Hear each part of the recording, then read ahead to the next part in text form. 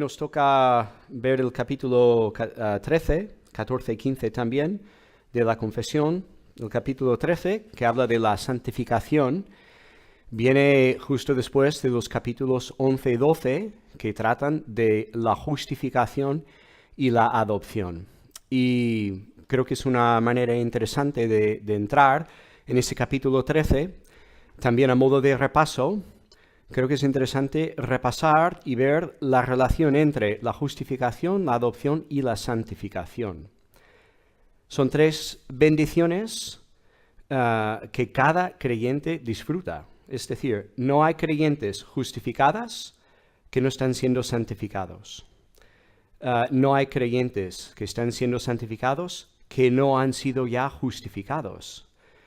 Si tú crees en Jesucristo, participas en la justificación, la adopción y también la santificación.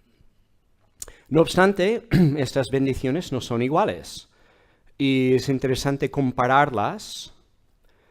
Podemos ver, por ejemplo, que la justificación y la adopción son transacciones legales. Son declaraciones que Dios emite y resultan en cambios de estado delante de Dios y delante del mundo, pero es una acción que realiza Dios, externo a nosotros, no es interno. También la justificación y la adopción son puntuales, no son procesos, no son tampoco el resultado de ningún proceso, sino que en el momento que tú confías en Jesucristo, Dios te justifica, te perdona, en base al sacrificio de Jesús en la cruz y también la imputación de su justicia, que es perfecta. Y en este momento Dios te ve, te acepta como justo, es puntual, ocurre en un momento.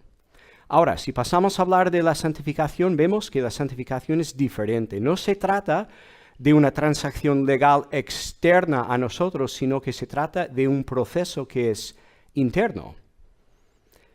No se trata de un cambio de estado, sino que se trata de un cambio personal en nuestra persona.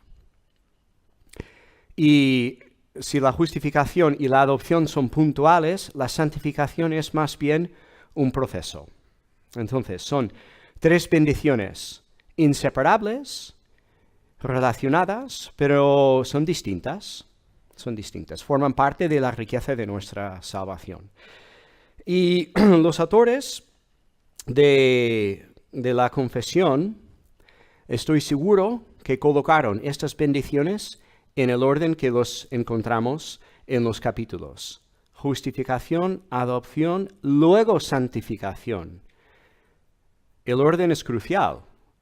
Y de hecho, eso es una de las grandes verdades de la Reforma. No nos justificamos tras un proceso de haber sido santificados, sino que nos justificamos primero, luego nos santificamos. No debemos poner el carro delante del caballo, porque si confundimos el orden, se producen cortos circuitos por todos lados. De hecho, si quisiéramos decir que tenemos que santificarnos antes de recibir esta declaración legal de justificación, o sea que me tengo que santificar antes que Dios me justifique, pues no me voy a justificar nunca. ¿Por qué? Porque para que Dios me acepte como justo, como bueno en su presencia, mi justicia tiene que ser perfecta, como Él es perfecto. Y si soy honesto, pues yo no doy la talla, no llego. No soy capaz de obedecer perfectamente. Necesito que a uno solo que ha obedecido perfectamente, que es Jesús. Y necesito su obediencia, que Dios lo cuente como si fuese la mía.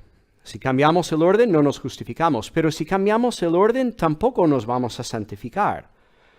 ¿Por qué? Porque si yo parto de una base de que Dios no me ha aceptado todavía, que tengo que obrar para merecer esta aceptación, me voy a desviar.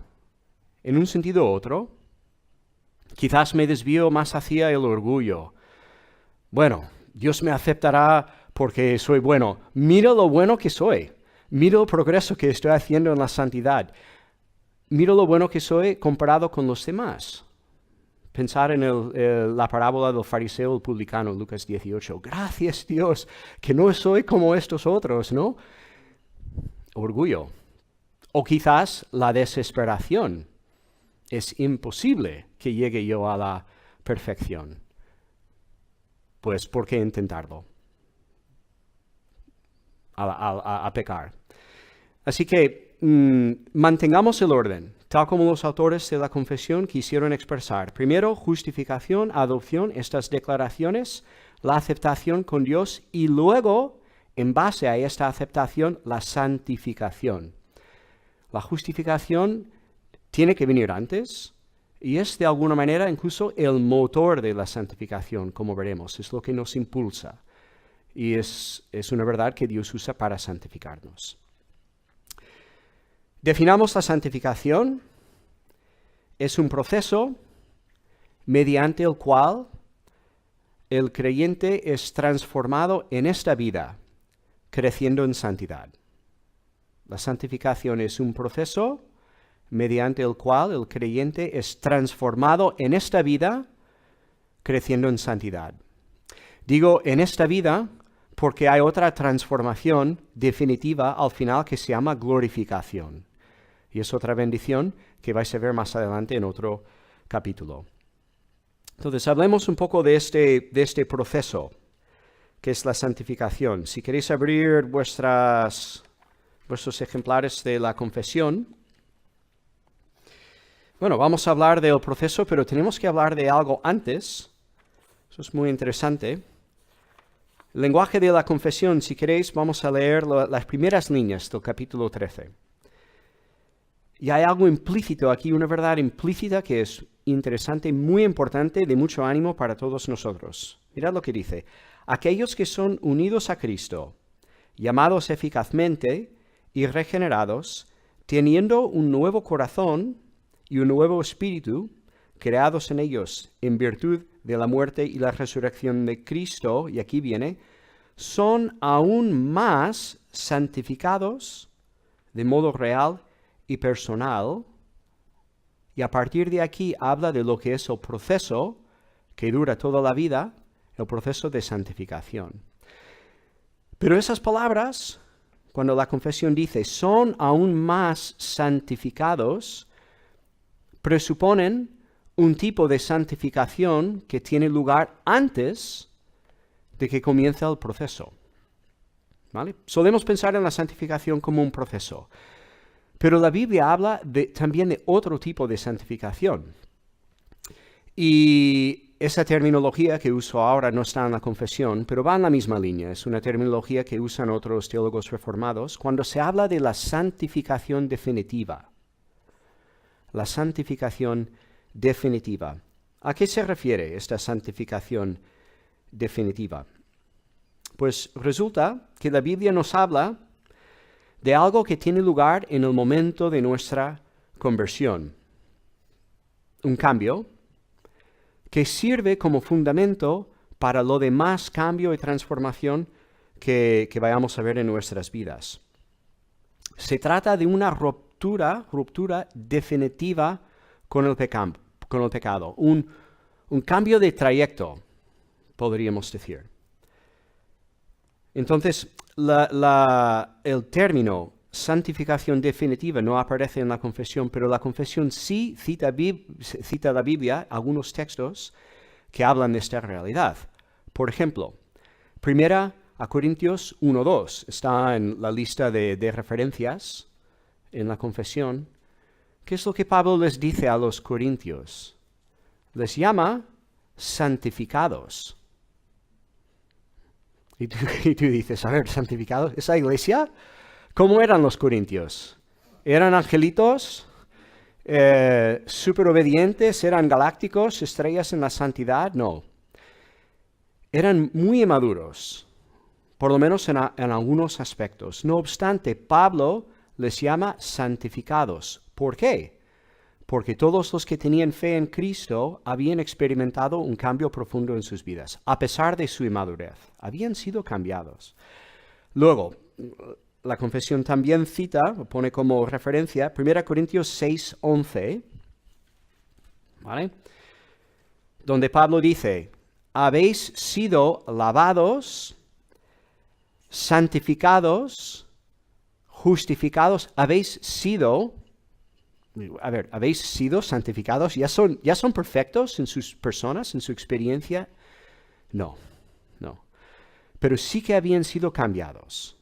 Dios les había cambiado profundamente. No de manera completa, ¿vale? Aún estaban en este proceso de santificación, pero sí que habían experimentado un cambio profundo en su corazón.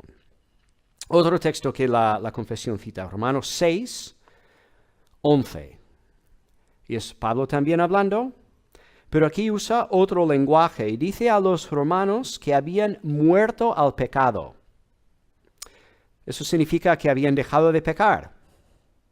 No, porque luego en la carta Pablo les tiene que instruir y les tiene que hablar acerca de su obediencia. No habían dejado de pecar, pero sí habían dejado de ser esclavos al pecado. Entonces, eso es la santificación definitiva, este cambio de trayectoria de vida, digamos, ¿no? Dejar de ser esclavo al pecado. Coincide con lo que habéis visto en un capítulo anterior, el llamamiento eficaz, la regeneración, el nuevo nacimiento, este cambio de orientación, cuando Dios, por su Espíritu Santo, por su palabra, cambia la orientación de nuestro corazón de manera definitiva. Entonces, el lenguaje de la confesión implícitamente nos anima. Cuando dice que somos aún más santificados, y luego habla del proceso, nos enseña que la santificación no empieza desde cero, sino que la santificación tiene un fundamento, que es este cambio de corazón que Dios obra en nosotros. Cuando quita el corazón de piedra, pone corazón de carne, ahora tenemos recursos. Dios nos capacita para progresar en la santidad, y de esto vamos a hablar un poco más en un minuto. Pero hay un cambio radical al principio de la vida cristiana cuando Dios nos da un nuevo corazón, un nuevo espíritu, la santificación definitiva. No hay marcha atrás. Ahora bien, tenemos que hablar de la santificación como proceso, que cuando usamos la palabra santificación solemos pensar en este proceso. La santificación, según la confesión, es una guerra. Usa esa palabra guerra, es una lucha. Menos mal que Dios nos da recursos. Es una guerra que dura toda la vida, pero hay algunas cuestiones que unas preguntas que tenemos que contestar, y la confesión nos ayuda. A mí se me ocurren dos preguntas. Si la santificación es una guerra, ¿quién lucha en esta guerra? ¿Quién? ¿Yo? ¿Dios? ¿Ambos? Y luego, habiendo decidido quién lucha, uno solo, ambos, ¿de qué manera se lucha? ¿Cuáles son los medios necesarios para luchar bien esta guerra? Así que, primera pregunta, ¿quién lucha en la guerra que es la santificación? Bueno, hay unos cuantos que dicen que la santificación es un proceso sin colaboración. Es decir, uno solo luchando, sin colaboración. Y algunos que dirían que este uno es Dios. Claro, como la justificación es por la gracia, yo soy pasivo, recibo la justificación, no la obro yo soy pasivo. Pues es por gracia, yo soy pasivo, la justificación, la santificación también es por gracia, así que debo ser yo pasivo. Es Dios que obra esta santificación en mí. Si estoy en un barco que va hacia el cielo, Dios lleva el barco hacia el cielo, ¿qué sentido tiene que yo empiece a remar? Es Dios que me lleva. Entonces, la santificación se trata de ceder, de someterme a Dios y dejar que Él obre en mí. Dios solo, trabajando en la santificación. Bueno, esa verdad, si lo decimos así, no es que sea una verdad, pero esta afirmación, digámoslo así, este discurso suena muy piadoso. Toda la gloria a Dios. Es Dios que me santifica. Él lo hace, Él solo. Pero tiene dos problemas. Por un lado, ceder ante Dios, someterme a Él y dejar que obre en mi vida, requiere muchísimo esfuerzo. Yo por mis tendencias pecaminosas, si es por el pecado, lo último que quiero hacer es cederme ante Dios y dejar que obre en mi vida. Aunque solo se tratara de ceder delante de Dios y su poder y su voluntad, eso ya requiere esfuerzo por mi parte. Entonces, la santificación no es de uno solo. Yo ya estoy participando. Estoy luchando para dejar que Dios obre en mi vida. Pero hay más, que la confesión también nos ayuda en este sentido. En el párrafo 3, aquí en mi versión, pues la mitad un poco más hacia abajo, habla de la provisión de fuerzas por parte del Espíritu santificador de Cristo y dice, y así los santos crecen en la gracia, perfeccionando la santidad en el temor de Dios. Este lenguaje, perfeccionar la santidad en el amor de Dios, es una cita de 2 Corintios 7:1. Y si estamos perfeccionando la santidad, no estamos siendo pasivos. Estamos participando, estamos actuando, estamos esforzándonos. Y en este mismo párrafo, poquito más adelante, la confesión menciona la obediencia evangélica. La obediencia evangélica, qué interesante este término. ¿Qué significa? Bueno, hablaremos del significado al final, en la conclusión. Pero, de nuevo, implicación, yo estoy trabajando, yo estoy obedeciendo, me estoy esforzando, ¿no? Eso es parte de la santificación. Así que algunos que dicen que la santificación es un proceso sin colaboración. Uno solo trabajando es Dios. Creo que la Biblia y la confesión reflejando la enseñanza bíblica nos llevaría por otro camino. Pero luego hay otros que dicen que la santificación es obra de una sola persona y esa persona soy yo. Yo tengo que santificarme. ¿Quién dice esto? Pues gente más de tendencia liberal, si puedo decirlo así, personas que no creen que Dios puede intervenir, no creen que Dios interviene en el mundo de forma sobrenatural, que no hay milagros, pues tampoco obra de forma sobrenatural en mí. Entonces, ¿cómo crezco yo en virtud y bondad? Pues por mis propios esfuerzos, porque no hay más. Dios no interviene. Hay personas que piensan así. Y luego hay muchos otros, personas evangélicas, que viven como si Dios no interviniera. Todos vivimos así un poco cuando no oramos. Implícitamente, cuando no oramos, es como si pensáramos que Dios no actúa en nuestras vidas, que no interviene en este mundo que ha creado, que no puede entrar en mi vida. Cuando no oramos, vivimos funcionalmente como deístas, ¿no? Dios ha creado un mundo y lo ha dejado funcionar solo, y aquí estamos nosotros. Y nos quedamos solo con el eslogan de Nike, ¿no? Que en inglés es just do it. En castellano, solo hazlo. Hazlo. Es muy sutil, pero esto lo vemos a veces también en la predicación evangélica. Cuidado, tanta exhortación, mandamientos, instrucciones, como si no hubiera más, como si yo tuviera que trabajar solo en mi santificación. Qué triste. Eso produce cortocircuitos, como dijimos antes. La Biblia nos llevaría por otro camino. Es cierto que Pablo dice en Filipenses 2:12, texto muy conocido, Filipenses 2:12, que dice, ocupaos en vuestra salvación, lo cual significa que tenemos que estar activos, que tenemos que de alguna manera vivir, manifestar esta salvación que Dios está obrando en nuestras vidas. Ocupaos vosotros en vuestra salvación. Pero, ¿por qué? ¿Cómo? Es Dios que pone el querer y el hacer en nosotros para que hagamos su buena voluntad. Que hay que leer Filipenses 2:12 y 13, los dos. Y ahí vemos la santificación como un proceso de colaboración. Me estoy esforzando yo, pero ¿quién me está capacitando para realizar este esfuerzo? Es Dios. Es Dios que está obrando en mí. No habrá nadie que llegue al cielo dándose palmadas en la espalda. Mira qué crack que soy.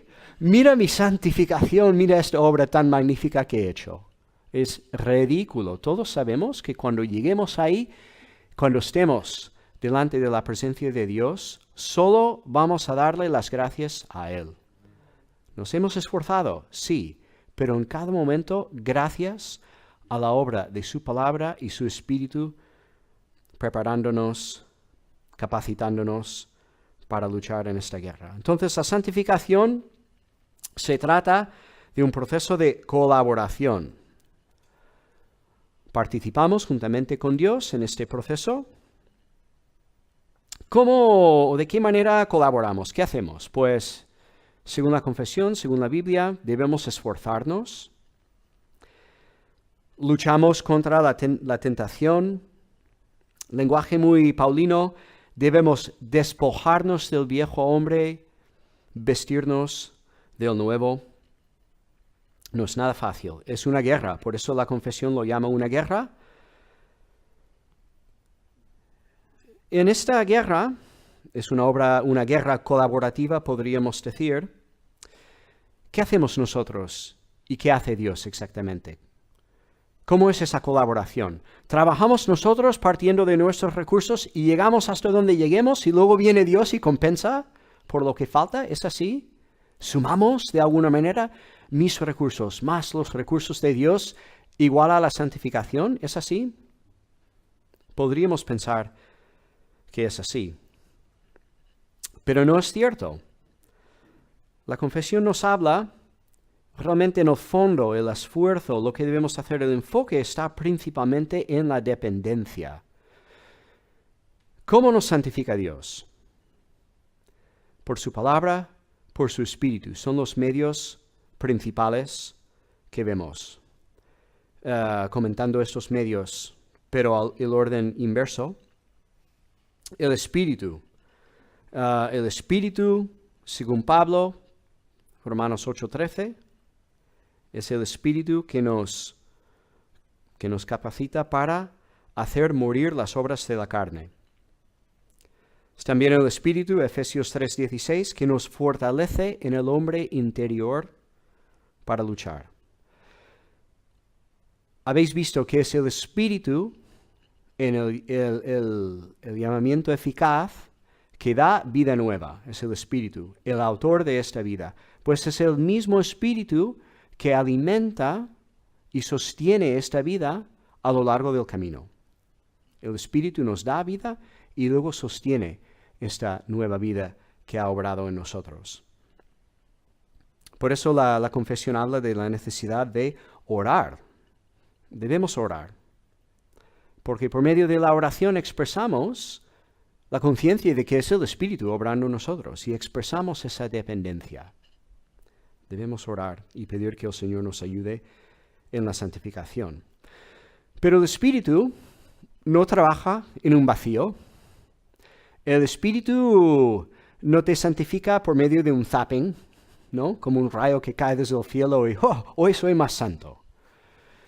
El Espíritu obra por medio de otra cosa que es la palabra, que son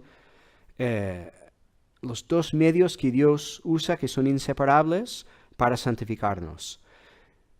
¿Qué dice Jesús? En la oración, Juan 17, pide que Dios nos santifique por su verdad. Su verdad es la palabra, es su palabra, que es verdad. En Efesios 5, cuando habla de la santificación, el lavamiento de la iglesia por la agua de la palabra, es la palabra que Dios usa, su Espíritu aplica esta palabra a nosotros para santificarnos. La palabra, ¿en qué sentido? Toda la Biblia, evidentemente, y en la Biblia que encontramos, que nos ayuda con la santificación, pues encontramos mandamientos, instrucciones, y sabiduría. Sin duda, Dios muestra cuál es su voluntad moral para nosotros en la Biblia y sabemos, leyendo la Biblia, sabemos más cómo Él quiere que vivamos. Pero aún más importante es lo que se revela en la Biblia, el mensaje, que no está en ningún otro sitio. ¿Vale? Nosotros sabemos que es malo matar por la ley de Dios que está escrita en nuestros corazones, que es malo robar, que es malo mentir, que de hecho todo el mundo lo sabe. Pero hay un mensaje que está en la Biblia que no está en nuestros corazones, y es el Evangelio. Sobre todo, Dios nos santifica por este mensaje del Evangelio, la salvación por la gracia.